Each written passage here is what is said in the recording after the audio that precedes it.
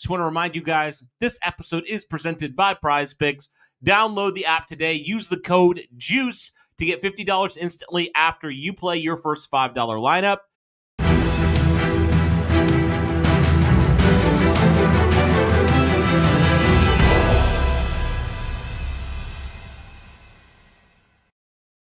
All right, what's going on, everybody? Welcome back to another episode of Bring the Juice. Of course, we want to welcome back on our good friend, Alex from Hail Mary Sports. Alex, we are almost there, man. About 2 weeks out from the NFL draft. All that hard work leading up to these few days here. So how are you doing, man? How are you holding up here now that we're getting closer? My Louis Vuitton eye bags are coming in full circle, man. I'm telling you. I'm earning them. We're churning and burning, dude. It's been a fun draft season, though. Probably the best one yet. Yeah, good, man. It's all awesome to see you just thriving and the channel exploding. That's great stuff, man. I appreciate it. Really excited about that. Yeah, absolutely. So, but Alex, when it comes to the Indianapolis Colts, there's obviously been a lot of conversation around, a couple different players, a couple different needs for the Colts. And I know when we had you on pre-free agency, we talked a lot about DBs, and you looked what the Colts did in free agency with Charvarius Ward and Cam Bynum. Yeah. And now that might not be such a big need, especially on day one. So it kind of shifts the needs a little bit for Indianapolis. But when talking about some of the best fits here for the Colts and what they want to do on offense and defense, I know there's been some popular picks around that pick 14 where the Colts are looking, but who are some of your personal guys you think fit there if the Indianapolis Colts choose to stay at 14 and sit there and draft whoever would be there? Yeah, so, the obvious dream choice is Tyler Warren. People are talking about him as high as even pick 4 in some ludicrous circumstances, but, we talked about this before as well. The best way to help out a quarterback, especially one that's struggling with accuracy, is give somebody who has a crazy catch radius and is always open and is also a great blocker, so you don't always have to pass the ball.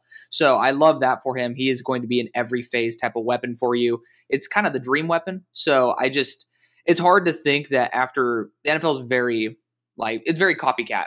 When you see Brock Bowers end up slipping and then proving to everybody he should have been a top 10 pick, they're going to hop on the bandwagon. It's going to be elevated value for tight ends. People are starting to realize even if you don't save the money, you end up getting access to top end tight ends that you won't otherwise. So there's a strong chance he won't be there, which is why we'll focus a little bit more on some other guys. Colston Loveland's the other name that's in there. Again, getting your quarterback a reliable tight end, never a bad idea.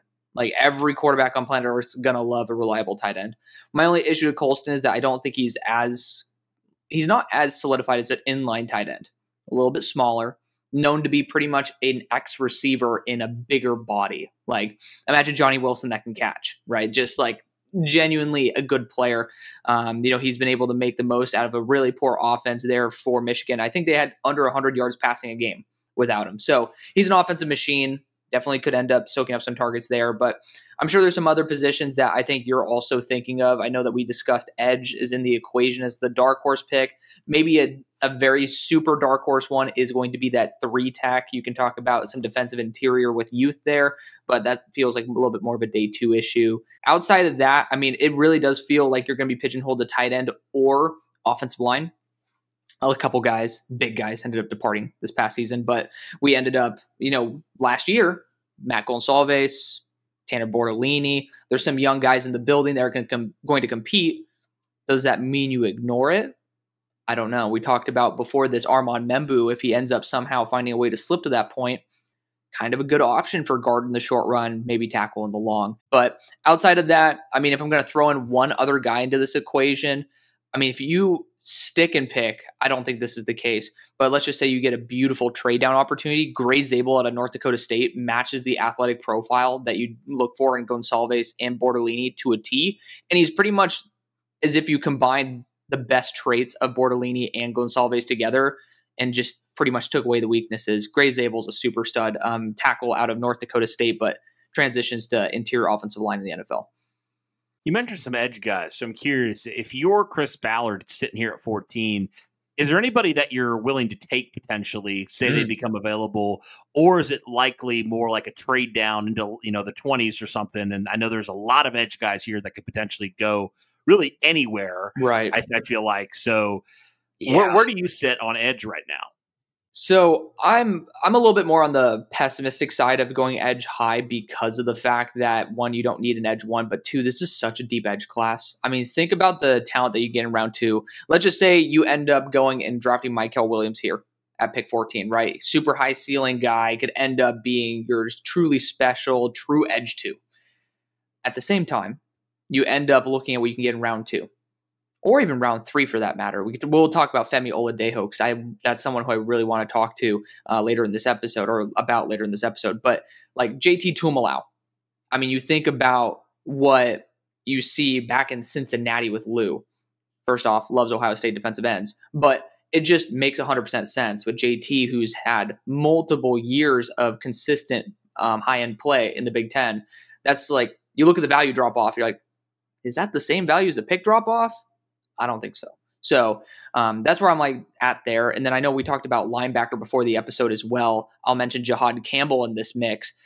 I always say stick to your strengths. And what I truly trust, so for example, I trust for developmental edge rushers, Washington, like I trust Dan Quinn. I trust the Colts at being able to find really good value outside of round one at linebacker in a way that I don't trust many other teams. So when you have someone like Jahad Campbell, who he's having a shoulder surgery or just did, timetable to return questionable, but linebackers, when you have shoulder issues or shoulder surgeries, you're going to drop. If it's a round two thing, balls to the wall, homie. Go for it. But in round one, a little bit rich given the fact that you guys can do it well while not having to spend that much. Sure. Well, you mentioned round two, so let's kind of go there. Let's go outside of the first round for the Indianapolis Colts. So there's still obviously a lot of needs for this team that they need to fill. Specifically, it feels like outside of tight end, a lot on the defensive side of the ball, and obviously offensive line. We mentioned that as well. But when you're looking at day two, who are some guys here with the Colts pick at 45 that you're looking and you can say, this could be a good fit here? Or if the Colts decide to trade down again. You know, we saw them do that a couple years ago with, I believe it was Juju Brents. I think even last year with A.D. Mitchell, they traded down and still got him. So is there other guys that you see the Indianapolis Colts right there at pick 45 or maybe even a little bit later in the second round that you think would fit them well? Yeah, so I do think that there are multiple targets that I'd prefer via trade down. The one that I think if you have to stick and pick, like JT Tuimoloau fits a loose defense to a T. I think it's prospect fatigue at this point because that freshman game versus Penn State for JT, when he went like absolute bonkers, everyone thought he was going to be like a number one overall pick. He's not that, but I mean, this guy to me is number 35 on my big board. That includes guys who have had season-ending injuries above him, so could be as high as like 32. That's going to be excellent value in my opinion, especially at that spot. You look at guys like Walter Nolan, who are considered guys based on Mel Kiper's most recent and final. Don't know why he's doing that 2 weeks out, but it is what it is. To final 2-round mock draft, Walter Nolan slipped to the second. Doesn't mean he's going to slip to that spot, but the question is maturity. I've heard from only one other person, and I'm going to be honest, I don't know him personally. I don't know if I can trust him, but it would explain a little bit more that there's some deeper character issues off the field, but the talent's ridiculous. And then you have really good mentorship, which personally, I think that the Colts, I haven't seen personality truly be that great of an issue overall. So I think that Walter Nolan could end up having a good opportunity there. Other names that I would mention in that group, honestly, I'd probably try to trade back at that point and then end up, if you have to go tight end, you could talk about Ferguson. If you want to go linebacker, Carson Schwezinger. He actually went to my high school, it was funny. I ended up finding that out based on, like, I was looking up for some graphics for my own video and saw people I know following him. I'm like, the hell? But, shout out Oaks Christian there. Wyatt Milam, he's someone who's probably going to go in the third round, but he's a left tackle from West Virginia who also has really solid movement skills, will be kicking to guard. I think he's a very, very, very good value get for you guys to address at that guard spot. Personally, I think that's excellent value. Another name I'll throw into the mix that would be via trade back is Jordan Birch. He's a defensive lineman. He was in the 290s, got down to, I think, 267 at the combine. But the dude tested out, if I'm not mistaken, in the 4.6s, maybe in the 4.7s, but really, really good athlete, great block shedder. He does have a pretty low run defense rate for run stop, but I didn't see that being an actual issue that's empirical on his tape. It's more of like the statistic, the amount of times he defended the run versus he registered a run stop. I think that he did a really good job there, but he's somebody who's just outside of my top 64.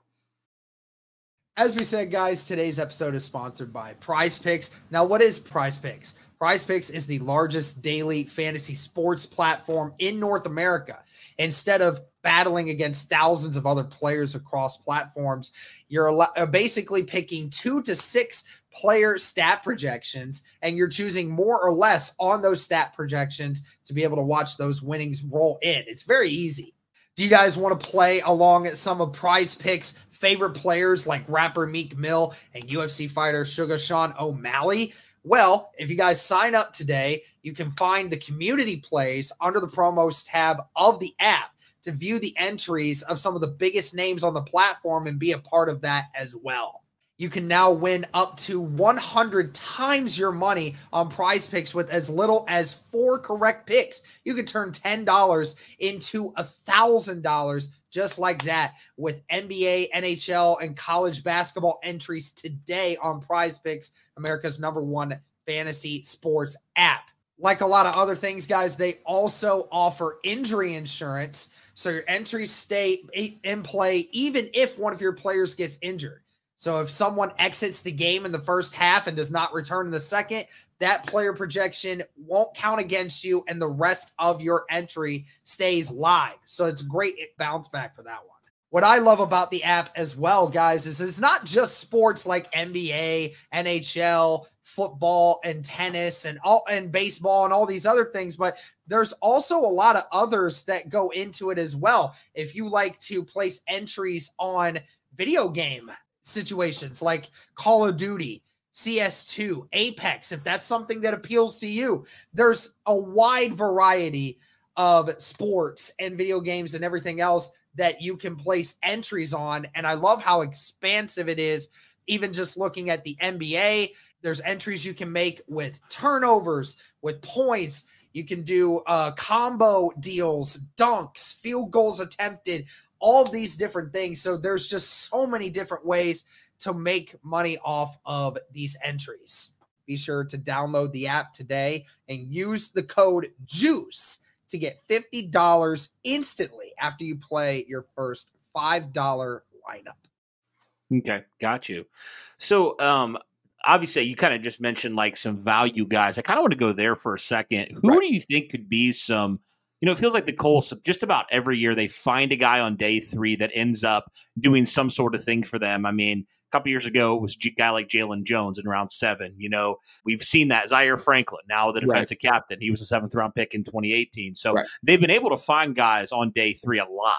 So when you're looking at day 3, who could be some guys that could turn into another guy you look, and in a couple of years here, you can say, wow, they got a really good value for a guy on day 3 that turned into a pretty good pro? Yeah, so one of the guys who I was even debating mentioning is a day 2 pick, but I don't think he actually gets taken day 2. I do think he's going to be a snipe on day 3, is Luke Kandra, the guard out of Cincinnati. There's going to be a common theme. I think this interior offensive line class is great, and it's perfect timing for y'all to have a little bit of a recomposition on the interior. Luke Kandra out of Cincinnati, he's one of the best in both zone and gap systems as a run blocker, being able to wall off a hole. Great anchor as well. A little bit worse in terms of the athleticism, which is, I think if he had a little bit more juice in the pants, he would end up being he would end up being a guaranteed round 2 pick, or maybe day 3 or day 2. But another one, I would say Nate Carter, running back out of Michigan State. If you want somebody who has a ton of juice, and this guy he had, I think, 400 yards in this past season. So it's like really, really small sample size. We're talking about that round 7 to UDFA territory. This guy tested out 4.4. I think he had close to a 40-inch vertical as well. But he ended up going up against Michigan, and it was his highest carry game this season, and he ended up having over 100 yards. And, I mean, to me, this guy's a top 10 running back in the class. He just didn't get utilized very well at Michigan State.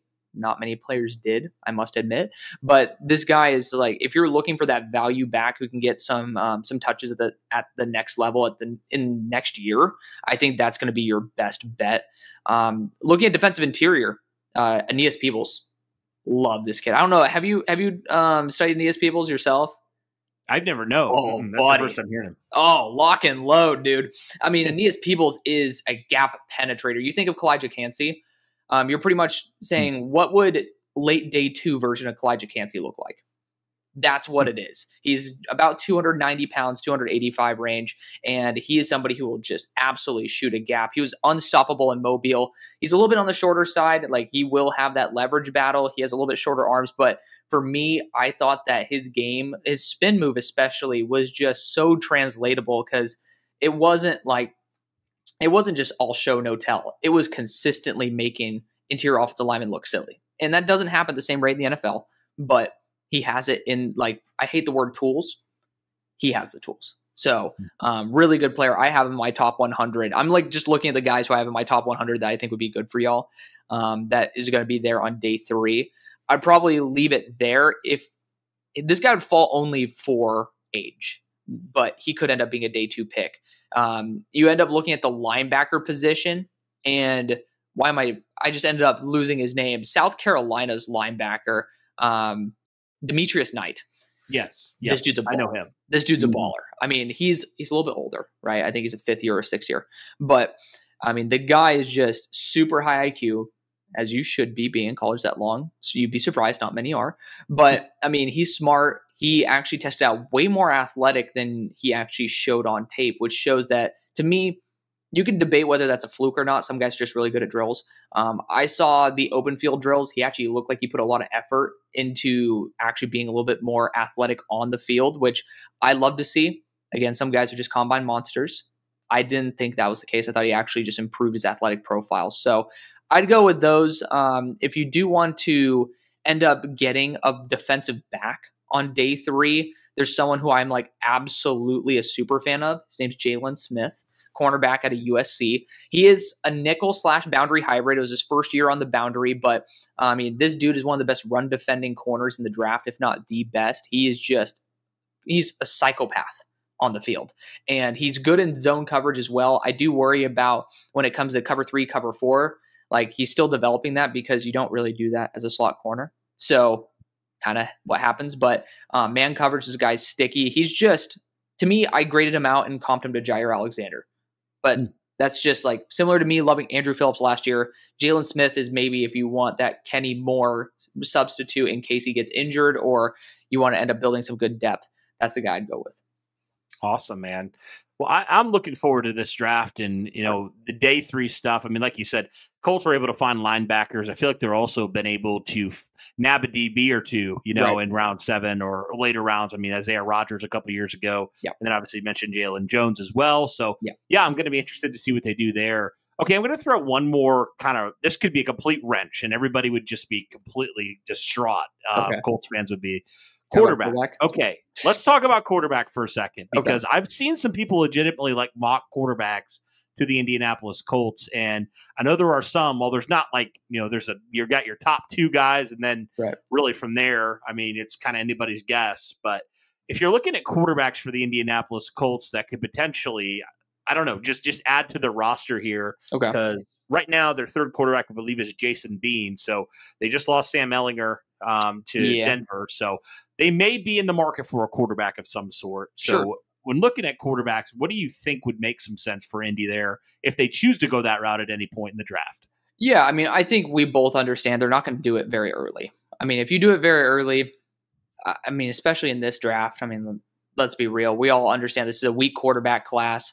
I would say that if you're trying to bolster your 3rd quarterback position with someone who could end up being a real quality backup, which I think is what you should do on day 3. There are 2 really good names that come to mind. Of course, there's going to be a 3rd one that I toss in there that makes sense because he literally played down the street, and that's Riley Leonard.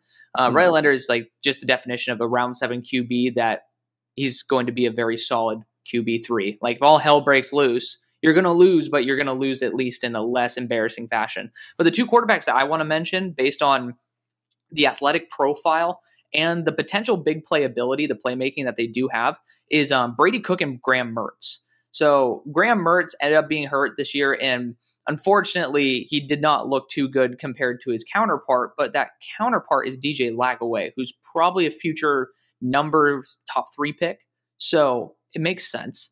Kind of the better version of AR, unfortunately, but hate to rub that one in. But still, Graham Mertz has some good mobility. He actually has really good precision on some of his passes. I thought he actually improved over the past every single year. I thought he's improved a little bit more, a little bit more, a little bit more. And it's just, we saw it in contrast to a top 3 pick. It happens. But with Brady Cook, my only issue with him is his arm strength. The guy is amazing when it comes to when the play breaks down. He uses his legs well, and he keeps his eyes downfield, and he ends up making these awesome throws. Personally, I think Brady Cook, even though he's my QB 14, because I do think his arm is kind of a noodle, when he's on, like, he could end up actually being one of those quarterbacks that goes on a hot streak and ends up being like, oh, wow, this guy's winning like a lot of games. Talk about like a Cooper Rush type of player. Gotcha. All right. Well, awesome, man. I appreciate you coming on. Like I said, it's going to be interesting to see what does happen here in a little bit over 2 weeks at this point. So, That's Alex, crazy. do appreciate your time as always, man. And I'm sure we'll have you on soon here before the draft again. But thanks again, man. Yeah, dude, I appreciate it. It's always fun to come on, and we'll see you later. Yep, sounds good. And that'll do it for this one, guys. Thank you guys so much for tuning in. And as always, go Colts. Let's go.